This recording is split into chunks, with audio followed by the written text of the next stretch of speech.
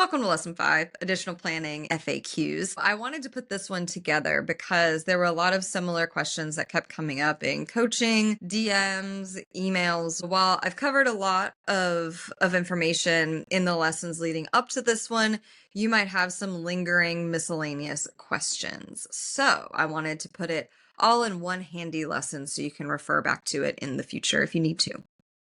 All right, question 1. Should I go all in or freelance on the side? My take on this is that if you have the opportunity to take on a freelance client while working full time, go for it. As long as you've, one, got the bandwidth because you have a full time job, and two, you're not violating any policies at your full time job.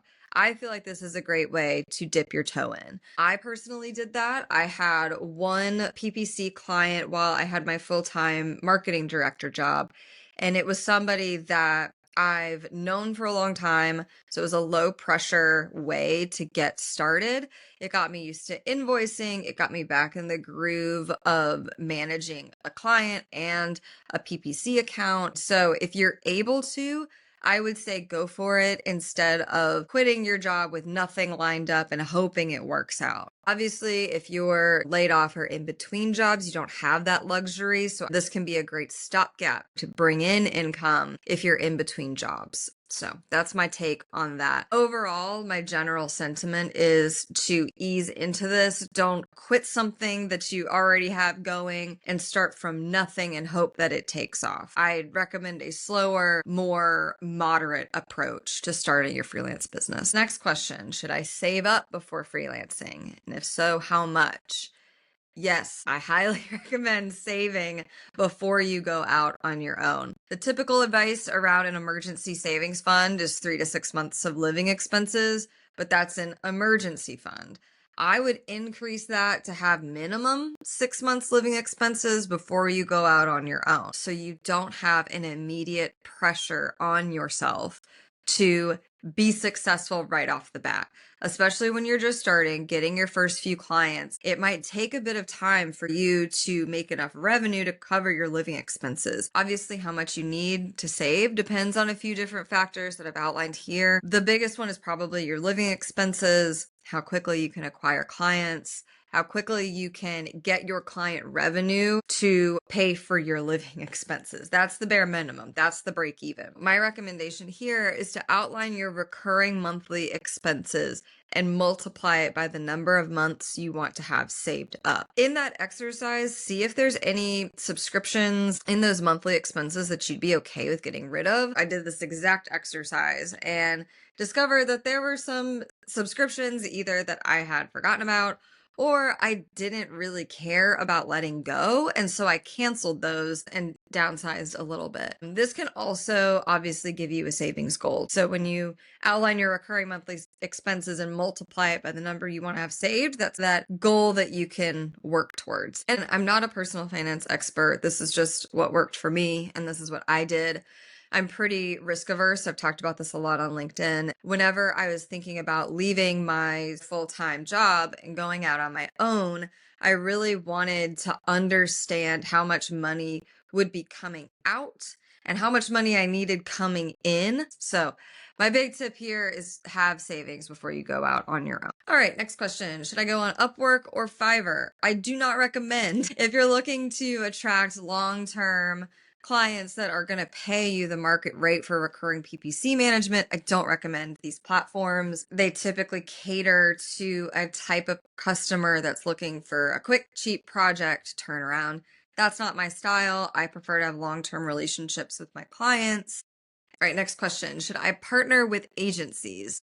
I feel like this can be a great way to get a couple clients. I would not work solely through agencies though, because that agency client is not your own. I would say it's worth having conversations with the agency, get a feel for if they're a values fit. Again, going back to the last lesson, understanding how they work with subcontractors and understanding what kinds of clients they serve and see if it matches your client base that you're trying to build. Additionally, I would caution against spreading yourself too thin across agencies.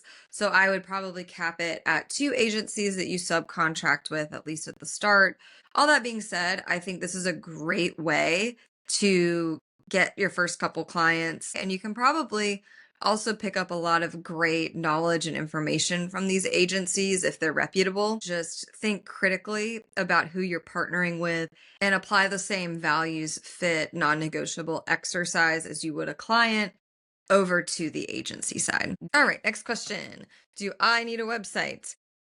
My take on this and my observation from my own business is that your website will get a lot less traffic than you think it will. I view it as a nice to have, but when I started, I thought it was incredibly important. I stressed out a lot about it. I put a lot of time and energy into it, and it was still not up to my standards. It was not up to par. I would say it's a nice to have. It helps you get clear with your service offering and your value prop because you have to write it out in a website, but I would not wait until you have a beautiful, perfected website to start trying to get freelance clients and doing the work with clients. My website plays a small role in my business. Like I said, I use Squarespace to create a little website. It looked terrible at first. It looks better now, thanks to a friend and former coworker of mine. Big shout out to Eloisa Docton. You can find her on LinkedIn. But most of my activities and my inquiries and a lot of my energy is over on LinkedIn rather than my website. Should I post on LinkedIn/social media?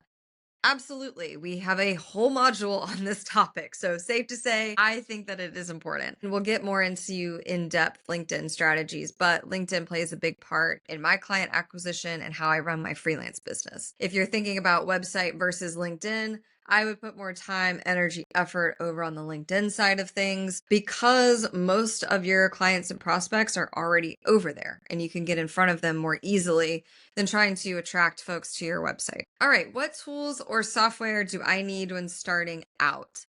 I recommend starting small and scaling as you need to. Some of the essentials are invoicing software. I personally use QuickBooks. It's about 35 bucks a month. Google Workspace. It's free if you just use a gmail.com email. If you want to use your own domain, then you'll need to pay for it. I started out with just using a Gmail and it never came up in conversations.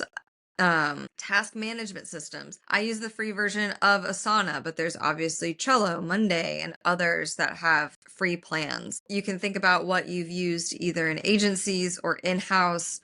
If there was a platform that you really liked that was easy for your workflow, I recommend just going with that and using the free version. Most of them will be forever free if it's just you, which is nice. For meetings, I started out with using Google Meet because it was free.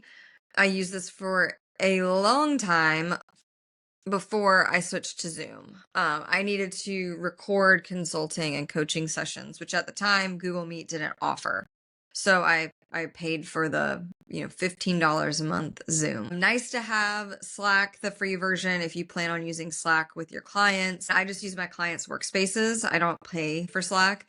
Canva, there's the free option or pro, 15 bucks a month or so is what my pricing is at. If you have a website, you'll pay a monthly subscription fee minus 23 bucks a month. Overall, the investment is not that much, but I recommend starting with as little overhead as possible before adding on paid subscriptions.